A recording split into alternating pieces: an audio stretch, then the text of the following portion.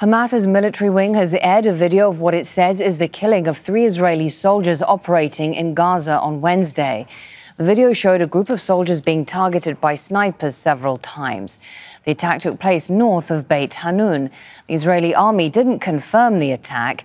Since October 7th, the Israeli military has confirmed the killing of 614 soldiers in Gaza.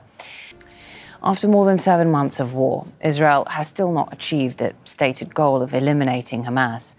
This month saw fierce fighting in Jabalia in northern Gaza after the Israeli army went back to areas where it had said Hamas had regrouped. The US-based news site Politico reports that only 30 to 35% of Hamas fighters who were part of the group before October 7th have been killed, and about 65% of its tunnels are still intact. This is according to American intelligence. It also reported concerns from US officials that Hamas has been able to recruit thousands of fighters during the war. And the US Secretary of Defense, Lloyd Austin, has criticized Israel for failing to prevent Hamas from taking back areas it once controlled. Let's get more on this now with William Lawrence, a professor of international relations at the American University, joins us now from Washington. What can you tell us about the conversation, or perhaps even the concern there in Washington, about Israel's military strategy in Gaza? Well, right from the beginning, there hasn't been much agreement between the U.S. and Israel. You may remember that it sent in its commander from the Mosul operation, seeing Mosul maybe as the most similar recent military operation by the U.S., in which the U.S. managed not to kill a lot of Iraqi civilians and purge ISIS from Iraq, or at least the urban areas of Iraq and most of Iraq. And Israelis basically didn't take that strategy to heart. And while they do have mechanisms to avoid killing civilians, didn't implement their own policies either. And ended up killing, at least 16,000 civilians by their own admission, and probably many more. And so there's a huge disagreement between the U.S. and Israel on strategy now. The U.S., as you probably know, is withholding heavy bombs, withholding intelligence, not supporting the Rafah operation in other way, because the U.S., both on the intelligence side and on the military strategy side, doesn't agree with Israel's approach to defeating Hamas, even though the U.S. agrees to some degree in the idea of Hamas no longer governing Gaza. It really believes the strategy is all wrong. But it's not really prepared to follow that up with solid action, despite what you say about the concern there in Washington. It's very difficult to believe that there is an absolute wholehearted support for Israel when they have supplied Israel billions of dollars worth of weapons and funding. And after the deaths of over 35,000 people in Gaza, including 15,000 kids and 80,000 injured.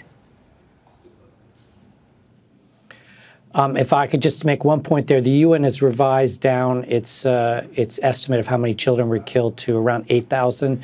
Okay, but that's still a lot of children. Yeah. It's horrible, and 8,000 more than it should have been. But back to the strategy at hand, the U.S. Has given more or less a carte blanche to Israel, does continue arms shipments to Israel of the lighter weapons, the tank weapons, et cetera, et cetera. And so from a Palestinian perspective, it's absolutely clear that the U.S. is doing next to nothing to save them from the onslaught of the Israeli forces. But from an American perspective, we have the worst relationship with Israel we've had in my lifetime.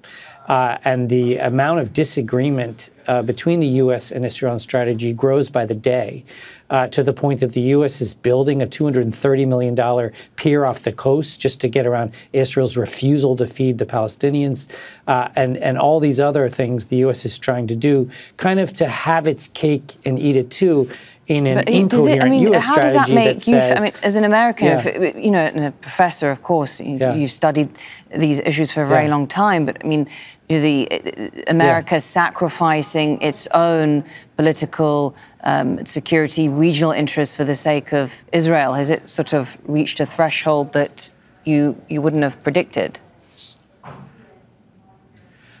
I would say since 2008, the U.S. policy began to change on Palestine, and it will finish changing within the next 10 years or so, maybe more, maybe less. But my whole life, the U.S. has given carte blanche support to Israel most of the time, no matter how bad things got. And now we have about 25% of Americans, half the Democratic Party, that are disgusted with what the U.S. is doing, and that over time is going to change the U.S. policy.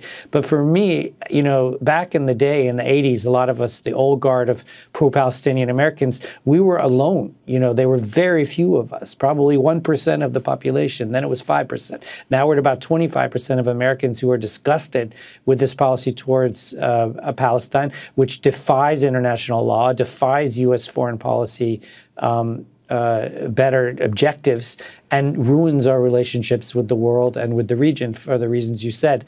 But it's a long, slow slog to get where we are now, and it's going to take more of a slog to finish getting there. Something that did change with the Biden administration is they started to say things like a Palestinian life is equal to an Israeli life, something they'd never said before.